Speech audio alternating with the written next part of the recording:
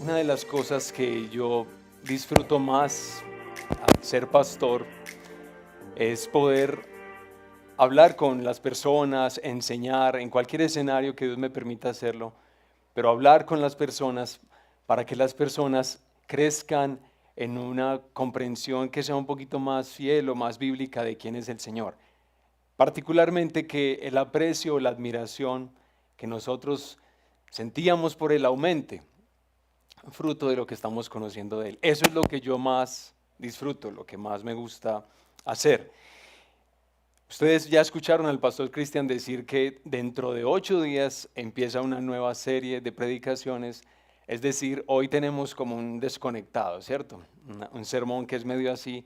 Así que yo aprovecho esta oportunidad que tengo hoy de predicar en el Rey del Estadio para compartir algo que justamente tiene ese propósito, elevar nuestro concepto acerca de quién es el Señor y gracias de quién es Él y entonces que podamos apreciarlo mucho más, especialmente en los momentos en los que estamos experimentando prueba, en los que estamos experimentando tentación, en los que definitivamente no son buenos momentos, buenas épocas. Yo no sé si a ti te pasa como a mí, o te pasa como a las personas con las que yo comparto regularmente, y es que cuando están en una situación que realmente los tiene en crisis, empiezan las dudas o los interrogantes o tal vez las sospechas acerca de quién es el Señor, acerca de cómo es que Él se está relacionando con esta situación que yo estoy viviendo y entonces cómo puedo entenderlo mejor. Porque yo creo, no hay nada más especial para un cristiano que poder comprender a Dios como un aliado en la crisis o en la situación difícil que estoy atravesando. No como nos pasa en muchos momentos, que estamos viviendo esas épocas, pero, pero resultan ser épocas en las que, no sé, por una razón extraña, se profundiza nuestras sospechas o nuestras dudas acerca de quién es el Señor. Hoy espero que el Señor nos bendiga para que eso ocurra en nuestras mentes y en nuestros corazones, hermanos, que así pueda ser. Entonces, les invito a que vayan, por favor, a la carta que escribió Santiago, el hermano del Señor, Santiago capítulo 1, por favor.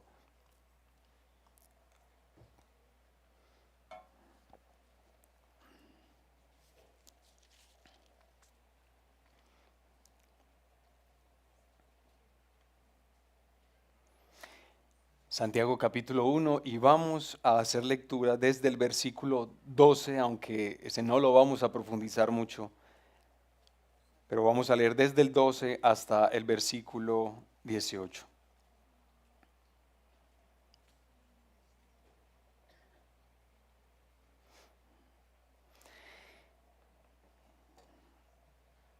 Y leemos la palabra del Señor en el nombre del Padre y del Hijo y del Espíritu Santo.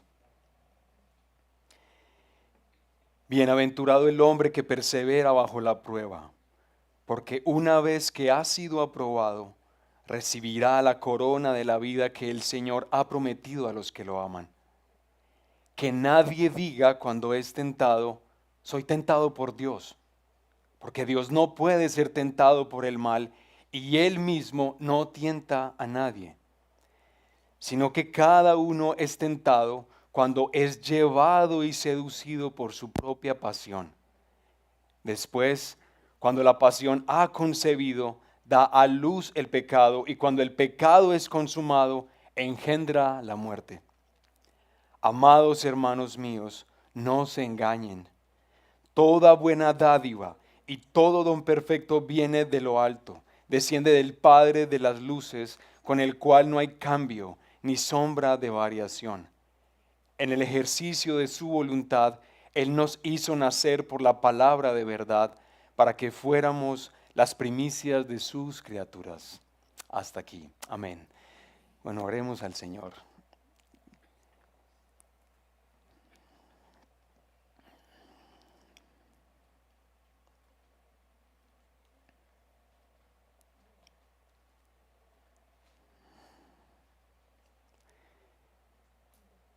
Gracias por ti, precioso Padre nuestro.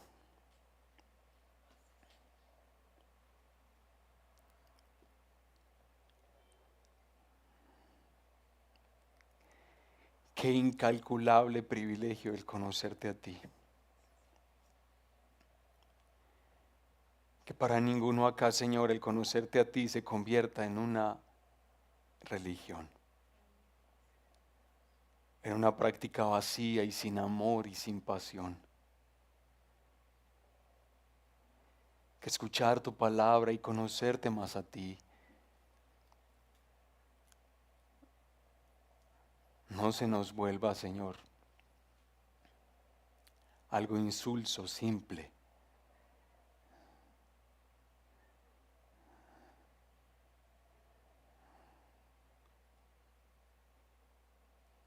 Qué privilegio estar delante de ti hoy. Completa nuestra alegría, Señor, al iluminar nuestra mente y ayudarnos a conocerte mejor. Padre, muy especialmente a quienes hoy, Señor, están sufriendo. Siempre, Señor, los sermones se aplican especialmente para algunos de nosotros, algunas personas en el auditorio. Que para todos sea de mucho bien, pero Señor, bendice a quienes hoy especialmente no están bien. Bendícelos al ayudarles a comprender mejor quién eres tú.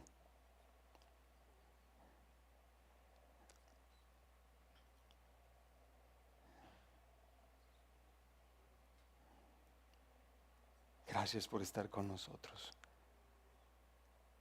Encaramos este momento con gran alegría y con gran expectativa, Señor, de los milagros que tú vas a hacer en esta mañana entre nosotros. Te agradecemos, Padre precioso, en el nombre de Jesús. Amén. Y amén. Bueno, hermanos, es un poco raro lo que ustedes van a escuchar como título de este sermón, pero ¿cómo les parece? Se llama Dios no está de pesca. Vamos a ver si eso cobra un poquito de sentido más adelantico, pero así es, Dios no está de pesca. Lo que quiero compartir con ustedes brevemente, 3 ideitas sencillitas en esta mañana, y son las siguientes, y se las voy a anunciar de entrada. De nuestro Dios nunca proviene el mal o la tentación. En segundo lugar, vamos a tratar de analizar, a pensar un poquito en la radiografía de la tentación. Y en tercer lugar, lo que vamos a hacer es aclarar de que nuestro Dios proviene todo lo mejor de la vida. Entonces, bueno, empezamos. De nuestro Dios nunca proviene el mal o la tentación. Por favor, mira Santiago, porque vamos a examinar cada uno de los versículos de este texto que leímos, y centra por favor tu atención en el versículo 13. Que nadie diga cuando es tentado, soy tentado por Dios. Porque Dios no puede ser tentado por el mal y Él mismo no tienta a nadie. Bueno, cuando tú piensas en eso que Santiago está diciendo en el versículo 13, parece una exhortación un poco extraña, la verdad, y puntualmente en este momento que está diciendo lo que está diciendo. Porque les anticipo, los hermanos a los que Santiago escribe no la están pasando bien. Ellos posiblemente han tenido que ser dispersados de Jerusalén o de Judea para otras ciudades del Imperio Romano. Santiago, que seguramente era su pastor, les está escribiendo a esos hermanos. Así que ellos están padeciendo la prueba. Es lo que viene diciéndoles desde los primeros versículos, versículo 2, versículo 3, todo lo van a ver ahí. En medio de la prueba de la fe que sus hermanos están viviendo, Él les ha animado a ser pacientes y perseverantes en su amor y en su confianza en Jesús, en medio de la prueba. Eso, según Santiago, les va a llevar a la madurez. Entonces, ánimo en medio de esa situación.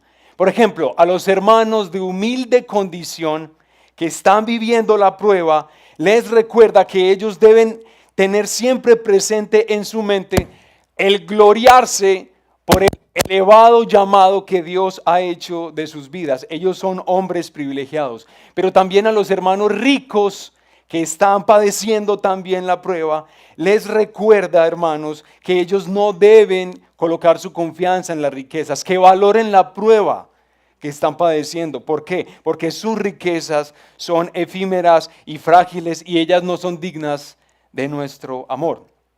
Pero oiga pues, ahora de manera súbita aparece este imperativo, que nadie diga cuando es tentado que es tentado de parte de Dios. Prueba y tentación.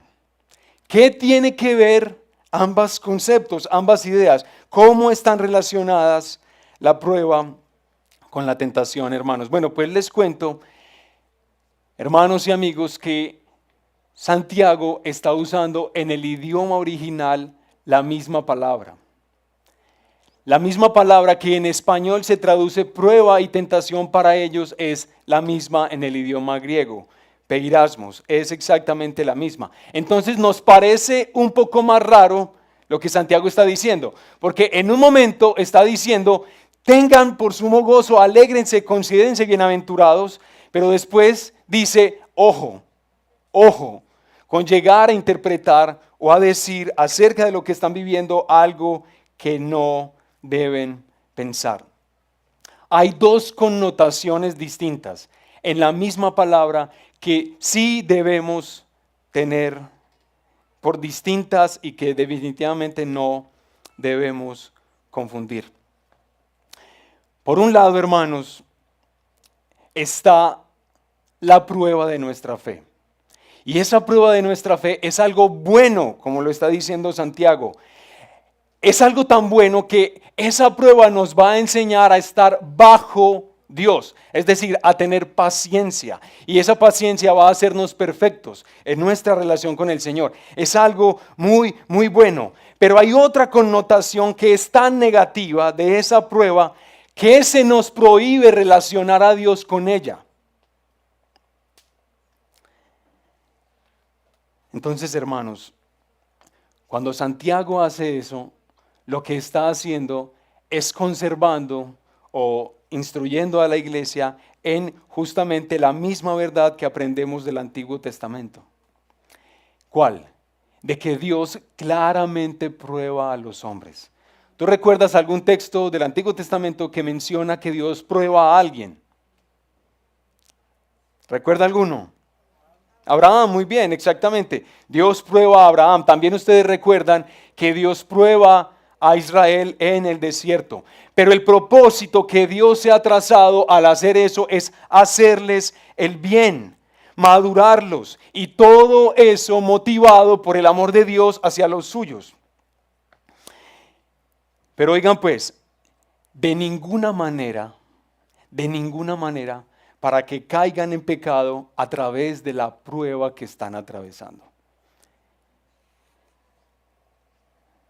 Yo quiero leerles de manera textual uno de los comentarios que estuve investigando para elaborar este sermón y dice lo siguiente, bueno, lo cito a continuación.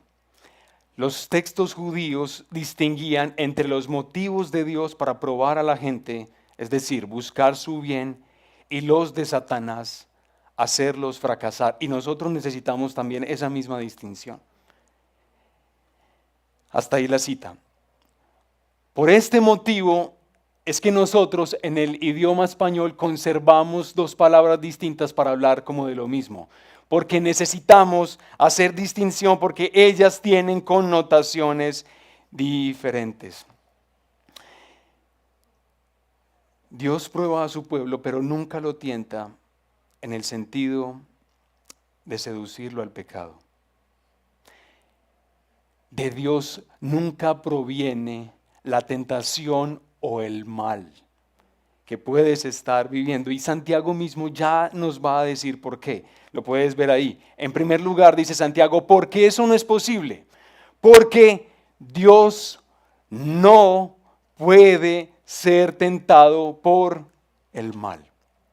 Bueno, esta frase comunica la idea de que en el ser de Dios no hay nada que se vea atraído por alguna forma de mal externa a Él. No, eso no lo podemos pensar en el ser de Dios. Más bien, en toda la riqueza y la gloria del carácter de Dios, no hay nada que Él aprecie o que Él desee o que contemple o que lo incite al mal. En Él no hay nada de eso, ni un poquitico. Aunque en este mundo quebrantado Dios tenga que relacionarse con el mal, de ninguna manera algo de Él desea el mal, o alguna forma de el mal con el que Él tiene que relacionarse se le pega o se contagia en Él. Yo sé que eso es como un poco raro entenderlo, este concepto que acabo de mencionar, pero voy a colocarles un ejemplo que yo leí hace muchos años atrás de un querido hermano que se llama Juan Calvino. Hace muchos años leí este ejemplo y es el siguiente. Imaginen un montón de basura aquí, una pila de basura a la derecha, ¿de acuerdo? Si es una pila bien grande, ¿cómo estaría oliendo este lugar? No, muy bien, ¿de acuerdo? Ahora imagina que ahí está la pila de basura y los rayos del sol, este techo no está acá, y los rayos del sol abren con toda intensidad. ¿Qué es lo que empieza a ocurrir con esa basura? El proceso de descomposición se acelera, ¿cierto? Se exacerba la mala fragancia. ¿De acuerdo con eso? Los rayos del sol están están produciendo ese efecto en la basura. Hay mayor olor a putrefacción. Pero la pregunta que tenemos que hacer es, ¿a los rayos del sol se les pega la fragancia? A los rayos del sol se le pega ese aroma. Entonces así es el Señor igual, hermanos. De ninguna manera, aunque Él tenga que ver con eso, porque Él es soberano sobre todo el mundo, Dios no se ve infectado por el mal con el que tiene que relacionarse. En palabras sencillitas, lo que Santiago está diciendo es, nosotros no debemos imaginar que Dios tienta a alguien. ¿Por qué? Porque Dios es invencible ante el mal. Él es apeirastos. Él no puede ser tentado bajo ninguna circunstancia. Bien, hermanos, a causa de que Dios no puede ser tentado por el mal, se desprende la segunda verdad de esta primera explicación que Santiago está dando. ¿Cuál es la segunda explicación? Dios entonces no tienta a nadie. Él no puede ser tentado por el mal, entonces Dios no tienta a nadie. Si Dios en su ser no abriga de ninguna manera y bajo ninguna circunstancia deseos de maldad, entonces Él nunca, de ninguna manera, en ningún momento en tu vida va a inducirte a participar de esa maldad que Él aborrece y que además Él va a erradicar de todo su mundo. Tarde o temprano eso es lo que va a pasar. Él no va a llevarte a que tú participes de eso que es despreciable para Él. Dios no puede ser tentado por el mal, entonces Él no tienta a nadie. Entonces, hermanos y hermanas, cuidado, amigos que nos están visitando esta mañana, cuidado con esas ideas que nosotros podemos abrigar en el corazón, muy especialmente cuando no estamos pasándola bien. ¿Cuáles ideas, hermanos, de que Dios de alguna manera está participando en el pecado en el que yo me veo envuelto? Por ejemplo, yo sí he escuchado a algunas personas decir, era el plan de Dios que yo pecara.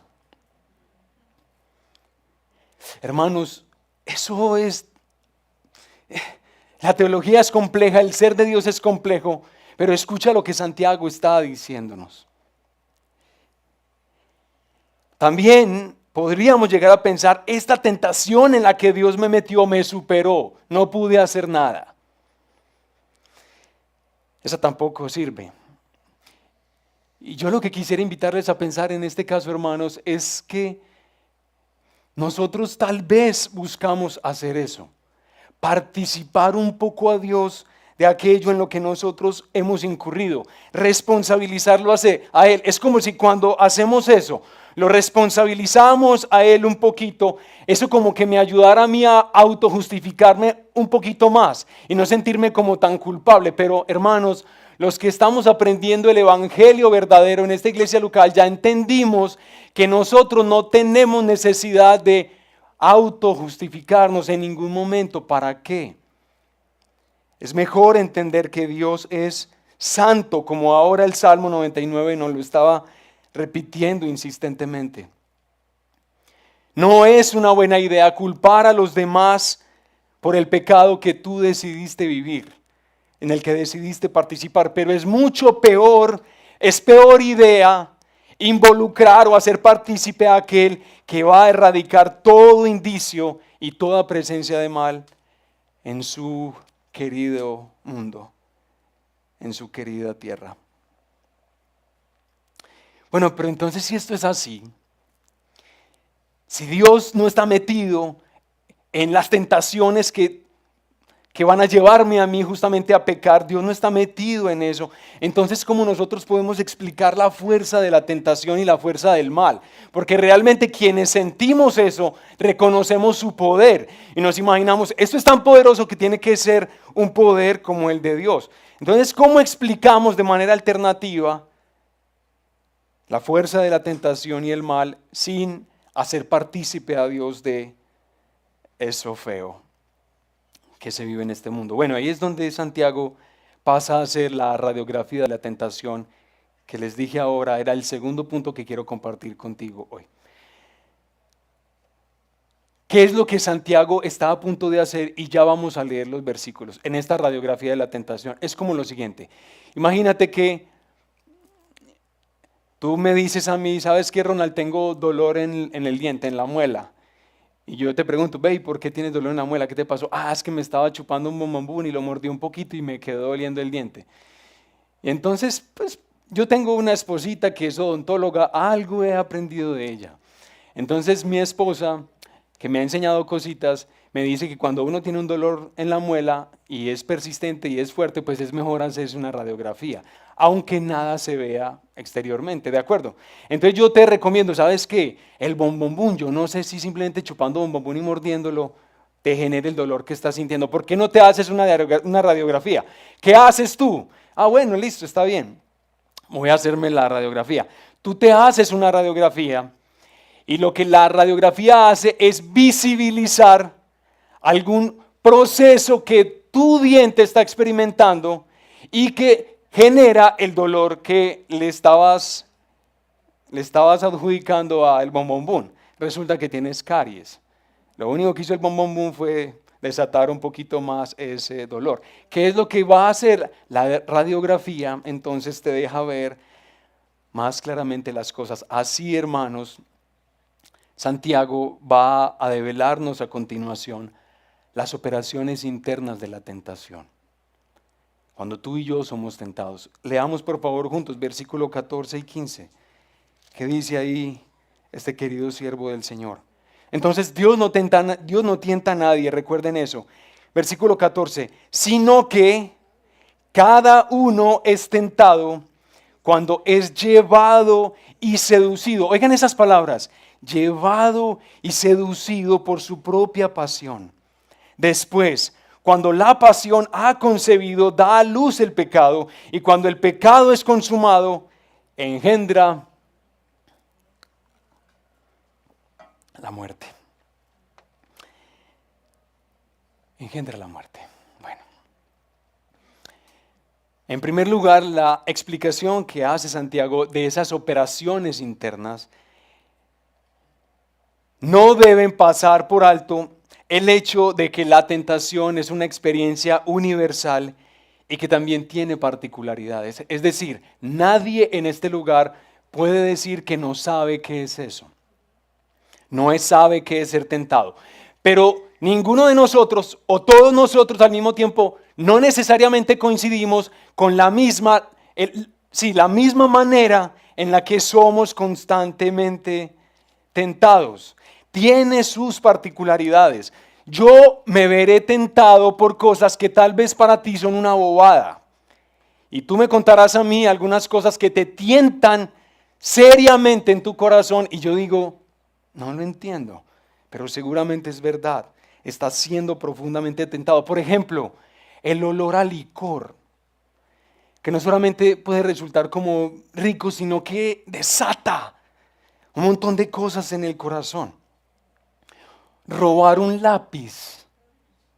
Robar un lápiz. Eso desata a todo el mundo en el interior de personas. Dormir un poquito más. Desear poder. Eso está dañado en nuestra ciudad. Mostrarse superior a los demás. Leer un libro más. Raro eso, ¿no? Pero bueno, dicho eso, aclarado eso que nos está diciendo Santiago, veamos un poquito más de cerca la radiografía. Santiago dice, cada uno es tentado cuando es llevado y seducido por su propia pasión. Santiago está diciendo que algo que yo veo, algo que yo escucho o algo que yo imagino se conecta con mis malos deseos y ellos me impulsan hasta alcanzar, materializar y casi agarrar aquello que se ha convertido en el objeto de mi deseo o de mi pasión. Eso es lo que pasa o lo que está describiendo Santiago. Miren, el lenguaje que Santiago emplea para tratar de ayudarnos a entender eso es el de la pesca o el de la caza. Entonces, aprovechando que Santiago es tan buen predicador y que hace tan buena homilética, pues nosotros debemos pegarnos de la homilética que él hace. Entonces, yo les voy a tratar de explicar, así como Santiago está tratando de hacerlo aquí, a ver si nos queda un poquito más claro. Cristian, ¿me pasas por favor eso, hermanito? Gracias. Bien, mi hermano, muchas gracias. Hermanos, ¿ustedes saben qué es esto? Muy bien, una vara de pescar, una caña. Por favor, tengo que preguntarlo. ¿Cuántos de ustedes saben de pesca y les gusta pescar? Levanten la mano, por favor. A ver yo cuántos me van a corchar con lo que voy a decir. Ah, no, grave. Bueno, hermano, ustedes me perdonan. Yo lo que pude investigar, porque a mí me gusta, pero yo no sé. Bien, lo que pude investigar es que pues si uno quiere ir a pescar, uno necesita más o menos un aparatico de esto. Yo sé que hay otros que lo hacen de manera más rudimentaria y así les gusta, pero bueno, esta fue la que encontré. Esta es la caña y tú siempre que vas a pescar debes pensar muy bien en lo que colocas aquí en el extremo del nylon. ¿Qué es eso? ¿Es el cebo o es la carnada también como se le llama? Resulta que esta vara en este momento tiene una rapala aquí. Yo la pues se envolvió mejor pues para que ninguno de ustedes fuera a quedar lesionado ahorita que yo voy a tirar esto. A ver a quién caso. Pero entonces se envolvió para eso, pero esto es una rapala. Yo tengo que pensar necesariamente en que el tipo de cebo que yo coloco acá tiene un objetivo, tiene un público particular. Esta rapala está pensada para cazar, según entendí, según me explicaron, trucha. ¿Bien? Me perdonan si no es así. Trucha. Entonces se coloca la rapala ahí porque yo quiero ir a pescar trucha en uno de los ríos de Medellín. Efectivamente lo hago. No en el río Medellín, perdón, en alguno de los... Tiene que ser más en la periferia de pronto. Pero hermanos, en el río Medellín. Entonces, ¿qué es lo que yo hago? Yo lanzo el cebo lo más lejos que pueda y que me permita el tambor. Lanzo esto, lo recojo paulatinamente, ¿cierto? Y lo empiezo a recoger poquito, si quiero cazar trucha. Lo empiezo a recoger poquito a poco, ¿de acuerdo? Vuelvo y lanzo y empiezo a recoger nuevamente el nylon. Eso pasa en la superficie, eso pasa cuando nosotros lo estamos haciendo, pero ya lo que vamos a hacer es imaginar al pescadito. Entonces tú vas a imaginar a un pez así relajado, como ellos se relajan en el fondo, un pececito relajado. Vio que se lanzó esto y él, ¡pah!, vio que cayó su comida. Y la ve toda luminosa y toda colorida Y le empieza a emocionar y empieza a ver que cae la rapala y ella se empieza como a ir. Y ella, recuerden, la truchita puede ser que está inclusive en las piedras. Ella está resguardada porque pues cualquiera la puede lesionar, se la puede comer, sobre todo si es pequeña. Entonces vuelve y ve la rapala y vuelve a ver que se recoge. Miren, lo que empieza a hacer la trucha es que ella empieza a ser atraída y seducida. Atraída y seducida. Aún ella está dispuesta a salir, como les dije ahora, de su lugar de protección. Porque ella ve, y ustedes saben, bueno, las truchas, según me dijeron, son muy voraces. Ella sale de su escondite y empieza a buscar la oportunidad para mandar el zarpazo y bueno, queda. Y efectivamente recogen, vuelven y lanzan y ella se ve atraída y seducida hasta que justamente llega el momento en el que manda el bocado y qué pesar de la truchita porque ella pensó que iba a almorzar, pero bueno, si ustedes saben, exacto.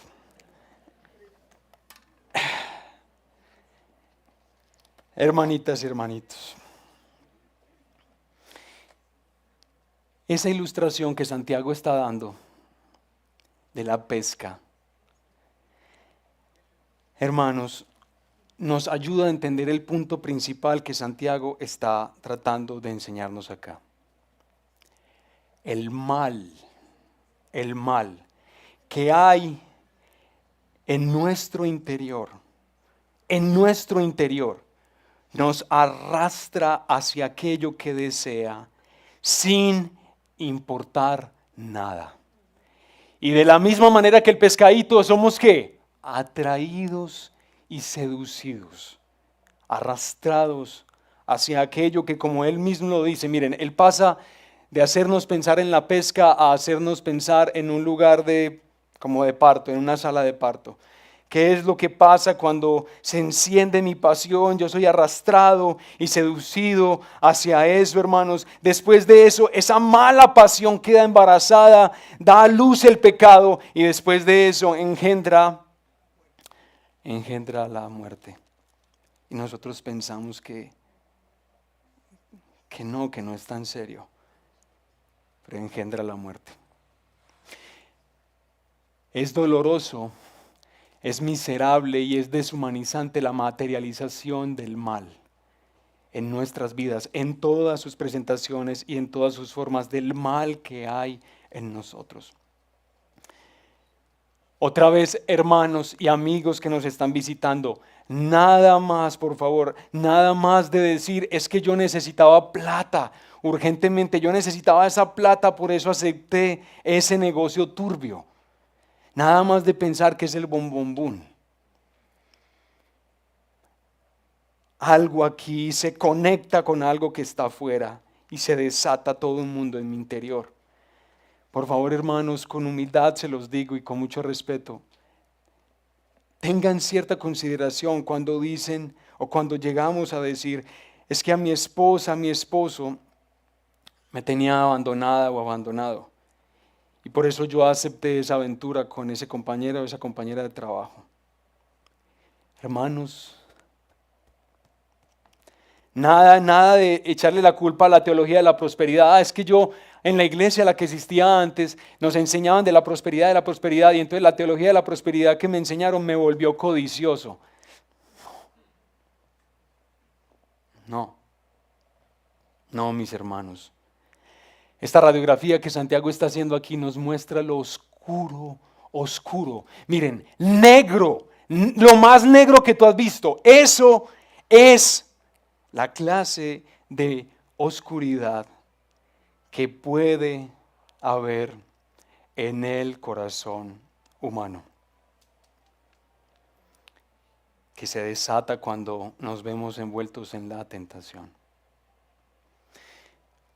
Por eso Santiago lo que está tratando de decirle a la iglesia es que nosotros bajo ninguna circunstancia y de ninguna manera debemos pensar que el que tiene su vara al otro lado del anzuelo es Dios. Por eso es que tú nunca debes relacionarlo a Él con eso, porque Él aborrece esa experiencia, todo ese procedimiento. el mal que está afuera y el mal que está adentro no complacen a Dios y no son de su agrado bajo ninguna circunstancia. Dios no está de pesca.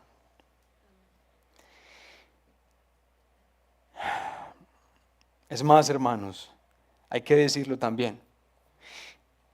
Aunque a Satanás se le identifica como el tentador, y eso es lo que él está haciendo todo el tiempo, tirando cebo, ¿cierto? Aunque a él se le identifica de esa manera, tampoco nosotros le podemos echar la culpa a él de nuestro pecado.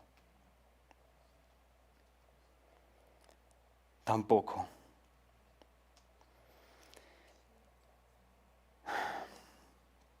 Yo quiero hacerte una pequeñita reflexión. ¿Qué pasaría, hermanos, si nosotros nos imaginamos Satanás es el que hace que yo haga el mal que he hecho? Imagínate que él por alguna razón utilizara este mismo cebo que se utiliza para la trucha y que arrojara ese cebo en medio de una manada de elefantes. La pregunta que quiero hacerte es: ¿cuántos elefantes se verían atraídos y seducidos por ese cebo, por esa carnada que se acaba de tirar en medio de ellos? ¿Cuántos elefantes? Hermanos, no pasaría nada. ¿Y eso por qué? Porque es lo que hay en el interior del elefante, lo que no le hace ser atraído por el cebo para peces. Es decir, el problema con la tentación está en el corazón de cada uno de nosotros, en el de cada uno de nosotros. Bueno, gracias al Señor que las cosas no terminan así y que la preocupación de ese hermoso pastor Santiago, pastor de posiblemente la mega iglesia del primer siglo, esa preocupación pastoral que Santiago expresa en esta carta tan hermosa, porque él no quiere que sus hermanos interpreten a Dios como un enemigo de ellos o alguien que está buscando el mal de ellos en medio de lo que ellos están viviendo. Dios no está de pesca.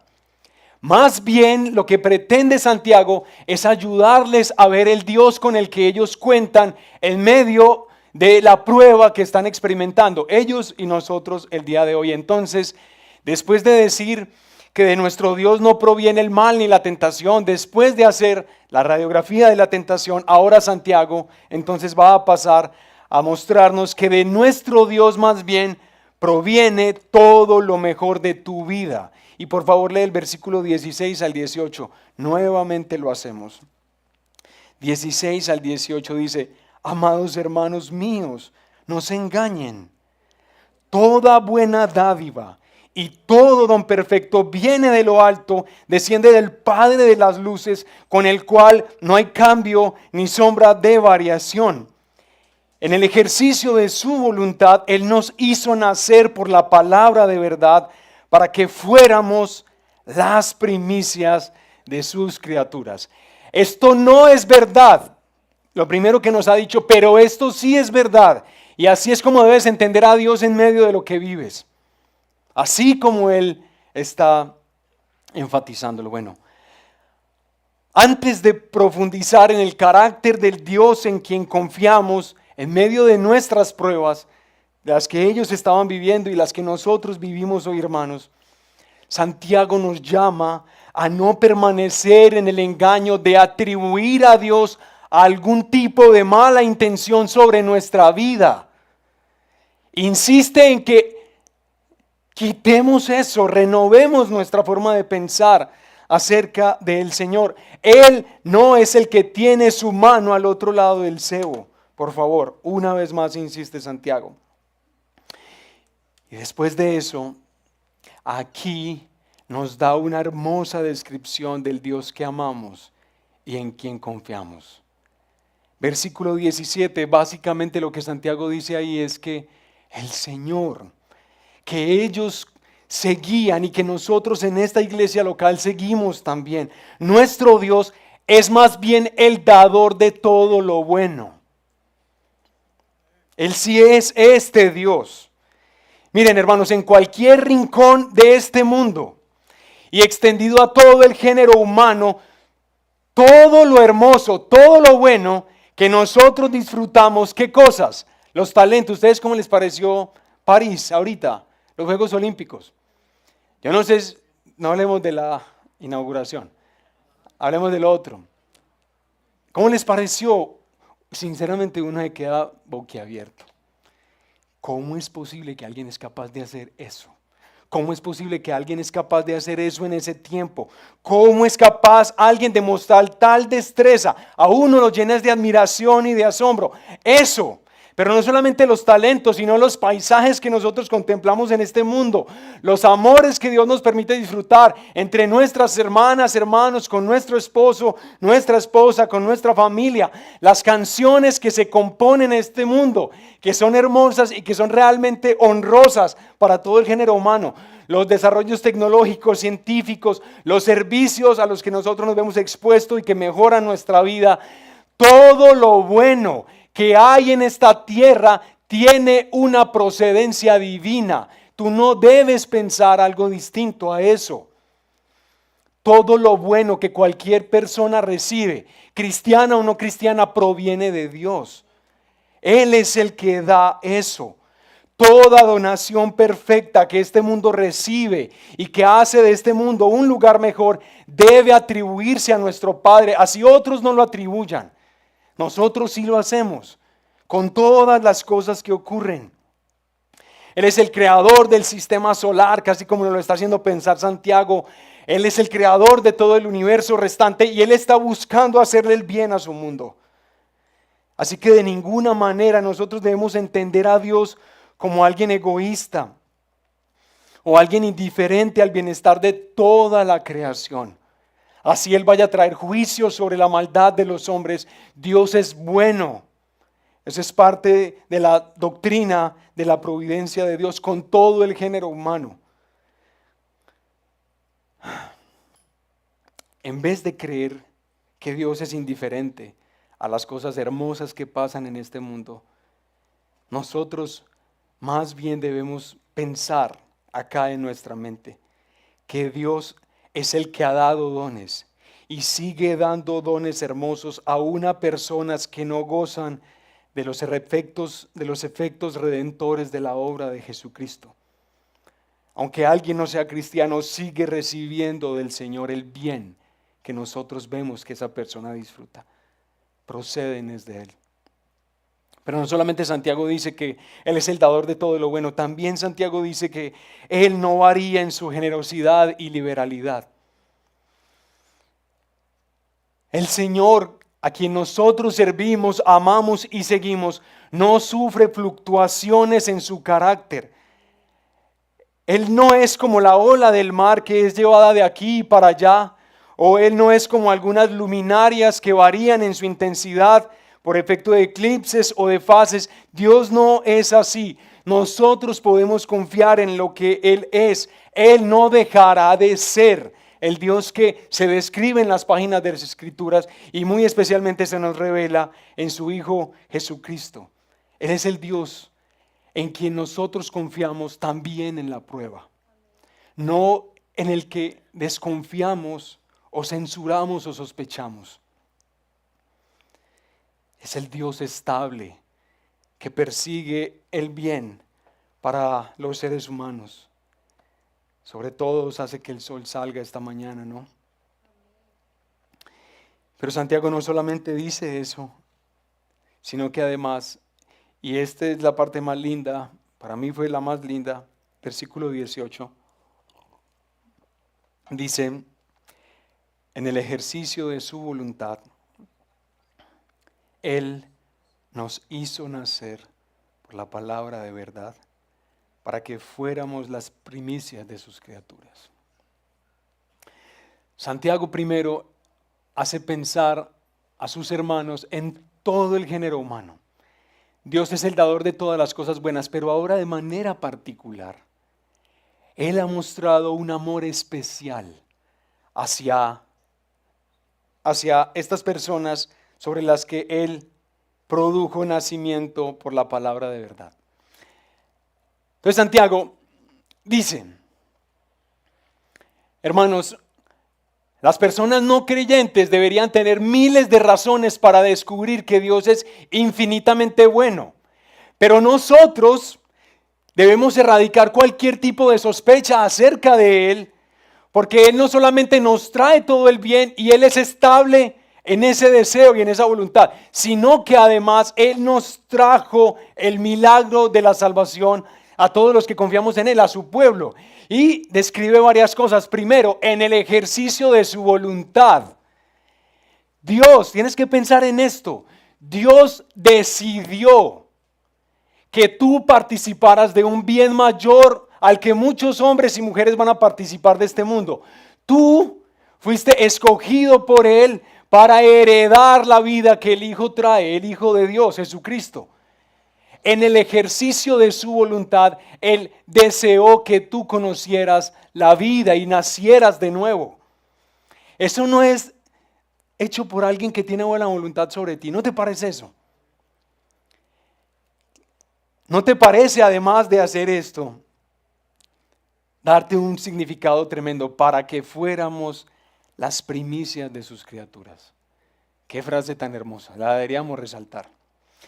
Ustedes saben que las primicias eran frutos especiales de la cosecha. Casi los primeros frutos eran frutos consagrados para usos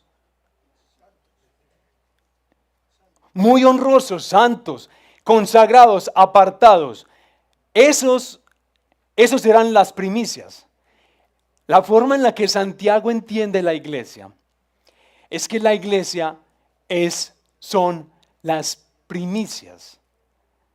Las primicias, personas, hombres y mujeres, que fuimos apartados por Dios para usos honrosos, especiales en medio de este mundo, de esta creación.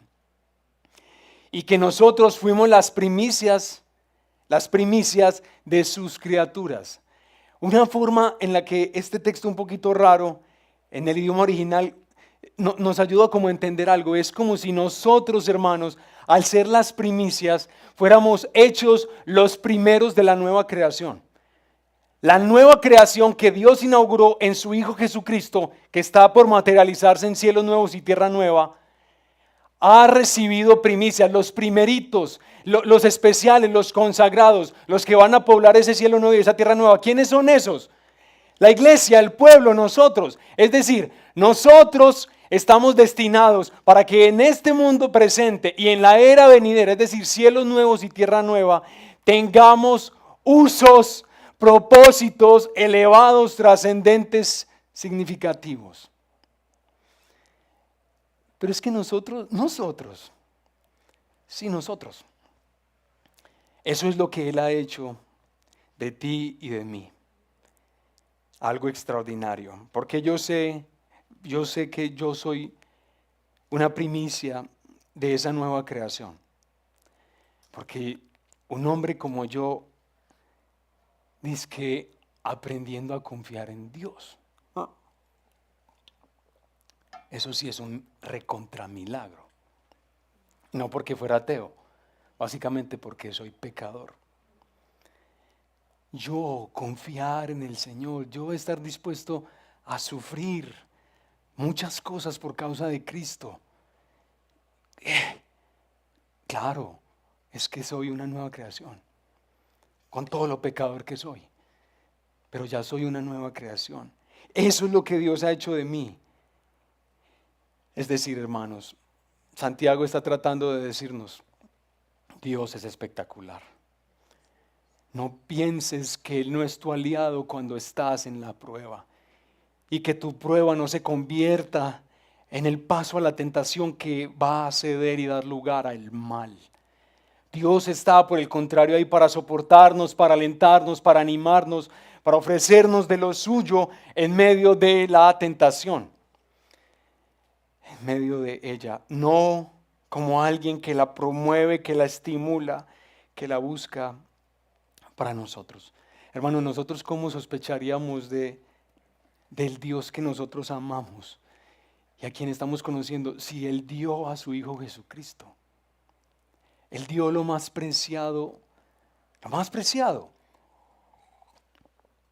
para que ese Hijo venciera la tentación, que ni Adán en Edén ni Israel en el desierto fueron capaces de superar. Ninguno de nosotros fue capaz de superar.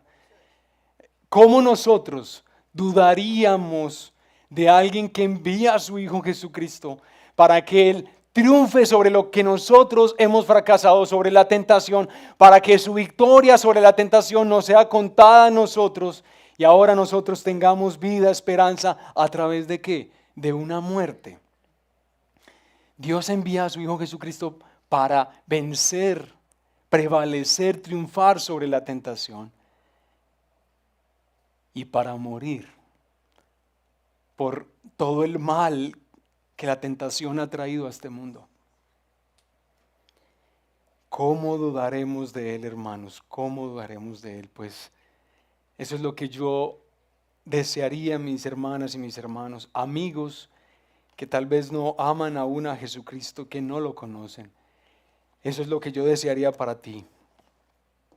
Que en vez de abrigar sospechas acerca de Dios, tú por el contrario seas conformado cada día más en tus pensamientos a lo que Dios verdaderamente es y que Él quiere que entiendas, disfrutes, aunque no la estés pasando bien.